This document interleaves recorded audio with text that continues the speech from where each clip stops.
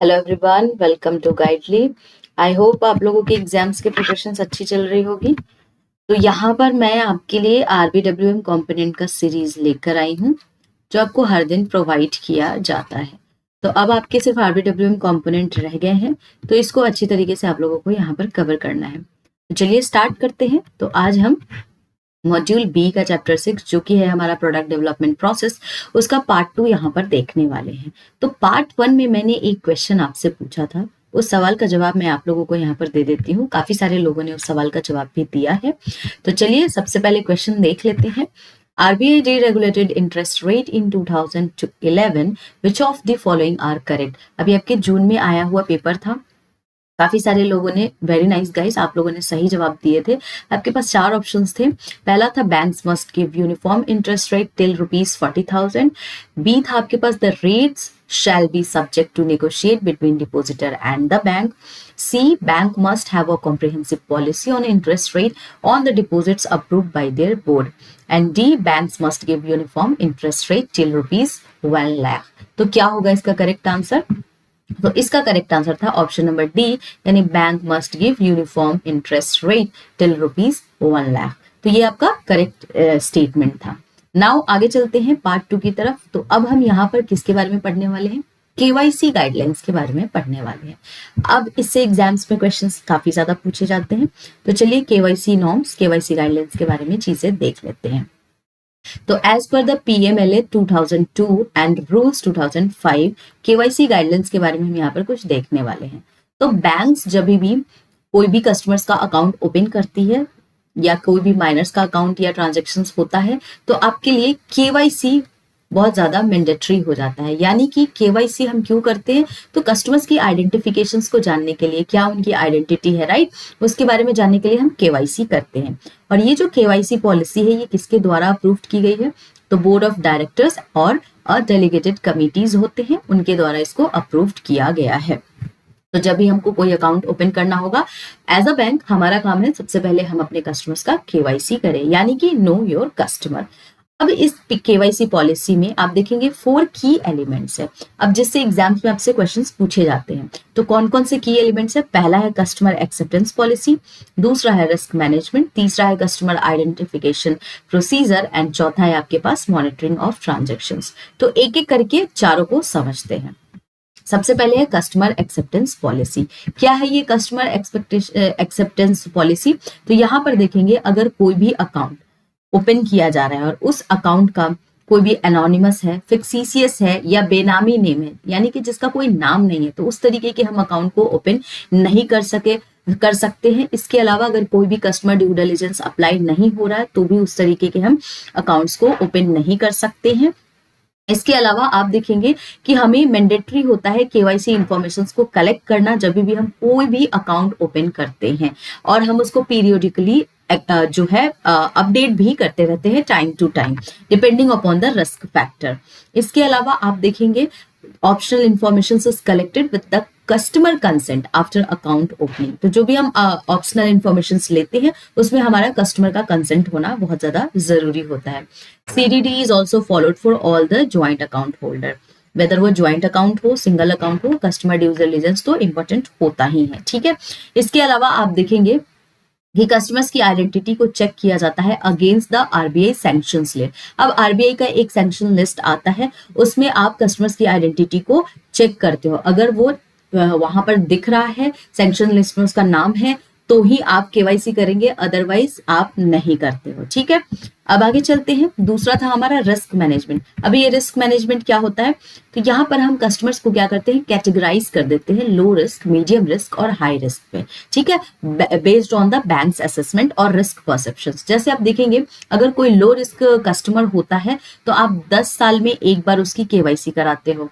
अगर आपका medium risk का है तो 8 साल में एक बार कराते हैं, और अगर हाई रिस्क का है तो 2 साल में एक बार उनकी केवाईसी तो जरूर करानी पड़ती है। ठीक है, तो ये आप देखते हो कि किस तरीके का रिस्क है और रिस्क कैसे कैटेगराइज किया जाता है। तो आप देखेंगे कस्टमर्स की आइडेंटिटी पे, क्या उसका सोशल और फाइनेंशियल स्टेटस है, नेचर ऑफ बिजनेस क्या है, क्लाइंट्स का लोकेशन क्या है, इस पे आप देखेंगे रिस्क कैटेगरीज जो है बेस्ड होते हैं। और जो हमारा वेरिफिकेशन होता है आइडेंटिटी डॉक्यूमेंट का, वो थ्रू ऑनलाइन और other services is considered when assessing the risk. तो आप देखेंगे, जैसे आप ये भी देख सकते हैं कि जब आप लोन्स वगैरह भी कस्टमर्स को देते हैं तो आप यहाँ पर क्रेडिट स्कोर चेक करते हो। अगर किसी कस्टमर का क्रेडिट स्कोर 700 से बिलो होता है तो आप क्या करते हो, आप फिर देखते हो कि कितना ये रिस्की हो सकता है कस्टमर, वेदर हमको इनको लोन देना चाहिए या नहीं, क्योंकि हो सकता है बाद में हमें लोन रीपे ना करें और इसका अकाउंट एनपीए हो जाए। तो हम क्या करते हैं, क्रेडिट स्कोर की सहायता लेते हैं और देन हम इनके रिस्क को एनालाइज करके फिर हम इनको लोन प्रोवाइड करते हैं। तो वैसे ही जब हम केवाईसी करते हैं तब भी हम देखेंगे कि यहाँ पर कैटेगराइज करते हैं रिस्क और उसके हिसाब से फिर हम उनका अकाउंट ओपन करते हैं, रिस्क परसेप्शंस को फाइंड आउट करते हैं। ठीक है, आगे देखेंगे कस्टमर आइडेंटिफिकेशन प्रोसीजर। अब ये क्या होता है, तो यहाँ पर आप देखेंगे हमें जब भी कोई भी कस्टमर्स का हम यहाँ पर केवाईसी करते हैं तो कभी भी वो आउटसोर्स या थर्ड पार्टी को हम नहीं देंगे, इंटरनली हम उसको केवाईसी, जो भी हमारा डिसीजन मेकिंग होगा केवाईसी कंप्लायंस का, इंटरनली होगा।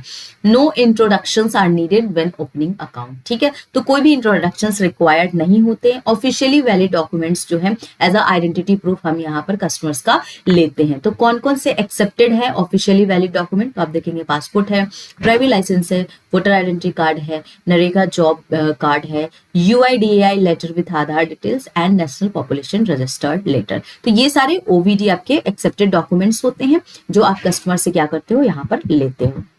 इसके अलावा आप देखेंगे जो एडिशनल प्रूफ ऑफ एड्रेस में, अगर मान लीजिए जो भी आपका ओवीडी दिया हुआ है उसमें अगर आपका एड्रेस अपडेट नहीं है तो आप यहाँ पर उसके अलावा एडिशनल कौन से प्रूफ्स दे सकते हैं। तो पहला है आपका यूटिलिटी बिल जो कि नॉट ओल्डर देन 2 मंथ्स। आप यहाँ पर प्रॉपर्टी और म्यूनिसिपल टैक्स रिसिप्ट डाल सकते हैं, pension payment orders with address, letter of allotment from employers और लीव एंड लाइसेंस एग्रीमेंट। ठीक है, ये सारी चीजें आप यहाँ पर प्रोवाइड कर सकते हो। Customer must submit an updated OVD with the current address within the 3 month. तो 3 मंथ्स के अंदर आपको क्या करना होता है, ओवीडी को अपडेट करना पड़ता है जब भी आप अकाउंट को ओपन करते हो। ठीक है, नाउ यहाँ पर एक ई केवाईसी एक्सेप्टेंस भी होता है, यानी कि आप देखेंगे कि यूआईडीएआई के वेबसाइट्स पे जाकर जो हम एक ई केवाईसी निकालते हैं वो भी यहाँ पर क्या होता है, वैलिड होता है। ठीक है, वैलिड डॉक्यूमेंट उसको माना जाता है। एडिशनल कौन कौन से और डॉक्यूमेंट्स हम यहाँ पर प्रोवाइड करते हैं, तो आप देखेंगे एक रिसेंट फोटोग्राफ होता है या एनी अदर आप देखेंगे बिजनेस रिलेटेड आपके जो डॉक्यूमेंट्स होते हैं specified by the bank's policy must also be provided। तो ये सारी कुछ एडिशनल डिटेल्स हैं जो प्रोवाइड किए जाते हैं। ठीक है, इसके अलावा आप देखेंगे और भी आपके पास आपके यहाँ पर जो है आइडेंटिफिकेशन गाइडलाइंस होते हैं। जैसे पहला हो गया आपका अकाउंट ओपनिंग रिक्वायरमेंट्स। इसमें अगर जब आप किसी भी कस्टमर्स का अकाउंट ओपन करते हैं तो कौन से अकाउंट्स ओपनिंग में पैन रिक्वायर्ड होता है, कौन से में नहीं होता है, ये सारी चीजें यहाँ पर दी हुई है। तो एक्सेप्शंस की बात करें तो rule 114B income tax rule आपको बताता है कि अगर कोई भी टाइम डिपॉजिट लेस देन 50,000 है या कोई BSBDA अकाउंट है, ठीक है, तो यहाँ पर आपको पैन कार्ड की जरूरत नहीं पड़ती है। लेकिन अगर आप कैश डिपॉजिट करा रहे हो जो कि ग्रेटर देन 50,000 है तो आपको यहाँ पर पैन रिक्वायर्ड होता है। कोई माइनर है, विदाउट टैक्सेबल इनकम है उनका, तो अब आप यहाँ पर देखेंगे उनके पेरेंट्स का जो है पैन कार्ड रिक्वायर्ड होता है। Individuals without a pan card must declare transactions using the form number 60। तो अगर आपके पास पैन कार्ड नहीं है तो आप फॉर्म 60 का भी यूज कर सकते हैं। अब आप देखेंगे as per the prevention of money laundering second amendment rule 2017, जो भी इंडिविजुअल्स एलिजिबल होते हैं फॉर आधार इनरोलमेंट वो क्या क्या यहाँ पर सबमिट करते हैं। तो आप देखेंगे Aadhaar number issued by UIDAI और पैन और form number 60 as per the income tax rule. तो ये सारे आपके कुछ डॉक्यूमेंट्स होते हैं जो आप यहाँ पर प्रोवाइड करते हो। तो ये कुछ इंपॉर्टेंट टर्म्स है, फैक्ट्स है जो आपको याद रखने हैं। अब हम बात करेंगे मॉनिटरिंग ऑफ ट्रांजेक्शन्स की। तो क्या क्या होता है इसमें, आपने एक चीज देखी होगी, अगर कोई कस्टमर पुणे में है, ठीक है, और आप दिल्ली में हो, अब आप उनका केवाईसी करना चाहते हो तो आप यहाँ पर क्या करते हो, वीडियो कॉलिंग करते हो और वीडियो कॉल करके उनको आप बोलते हो प्रॉपर डॉक्यूमेंट्स दिखाएं, अपना नाम बताएं, सारी चीजें आप वहां पर ऑनलाइन करते हो। तो अब देखेंगे जो हमारा RBI है उन्होंने बोला है, उन्होंने ये रूल लगाया है कि जो भी कस्टमर्स हमारे बैंक में आते हैं, ठीक है, जो केवाईसी कराने के लिए और जो ऑनलाइन केवाईसी कराते हैं, दोनों एक बराबर है। मतलब कि ऑनलाइन जो हम केवाईसी करेंगे वो इक्वल्स टू है जो हम बैंक में जाके ब्रांच में अपनी केवाईसी विजिट करके कराते थे। तो अब आपके लिए काफी ज्यादा आसान कर दिया गया है। तो यहाँ पर आप कस्टमर्स को क्या करते हो, वीडियो कॉलिंग करते हो, वहां से कस्टमर्स का जो है आइडेंटिफिकेशन प्रोसेस करते हो, ये लाइव होता है, सिक्योर भी है, ठीक है। और यहाँ पर आप ऑडिट ट्रेल करते हो, यानी कि जो भी आपकी बातचीत होती है ना कस्टमर से, वो सारे के सारे आप यहाँ पर रिकॉर्ड करते हो फ्यूचर पर्पस के लिए। ये हिस्ट्री आपकी रिकॉर्डेड रहती है ताकि आप फ्यूचर में अगर कुछ अनफोर्सीन सर्कमस्टांसेस होते हैं या कुछ आपको सस्पिशियस चीजें दिखती है तो आपके पास रिकॉर्ड रहता है, ठीक है। जो भी प्रोसेस होता है जो requires the informed consent from the customer. अब हम यहाँ पर बिना कस्टमर्स के कंसेंट के कोई भी प्रोसेस यहाँ पर नहीं करते हैं, ठीक है। तो ये चीज आपको याद रखनी है। इसमें पर्पस क्या होता है, to obtain the identification information for the customer due diligence. हम इस तरीके से क्यों करते हैं, कस्टमर्स की ड्यू डिलिजेंस को आइडेंटिफाई करने के लिए, ऑब्टेन करने के लिए, उनकी एक्यूरेसी के इंफॉर्मेशन की एक्यूरेसी को यहाँ पर वेरीफाई करने के लिए हम इस तरीके का वीडियो केवाईसी करते हैं, ठीक है।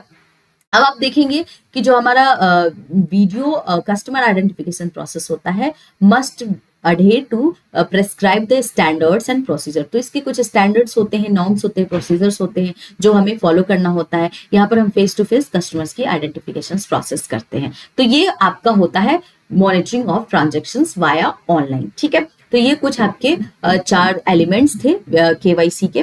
तो अब इससे रिलेटेड हम यहाँ पर एक क्वेश्चन करेंगे, एक मैं कराऊंगी और एक आप लोगों के लिए होमवर्क होगा। तो क्या है मेरा question, which of the following documents are considered valid for the KYC verification. आपके मे पेपर में आया था।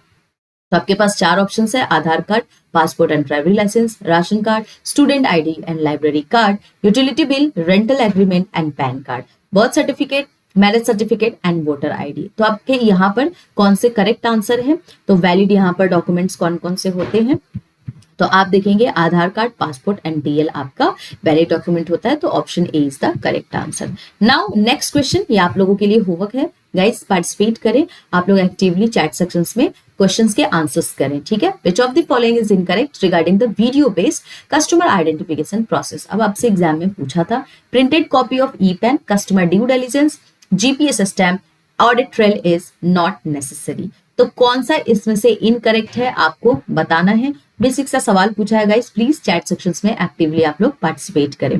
तो आई होप आपको ये वीडियो पसंद आया होगा। तो अगर आपको पसंद आया है तो लाइक करें, शेयर करें, सब्सक्राइब करें, कमेंट करें और आप लोग चैट सेक्शंस में अपने फीडबैक भी दे सकते हैं। कोई भी कोर्स रिगार्डिंग जानकारी लेनी है तो आप हमें कॉल भी कर सकते हैं, ठीक है। चलिए मिलते हैं अब हम लोग नेक्स्ट सेशन में।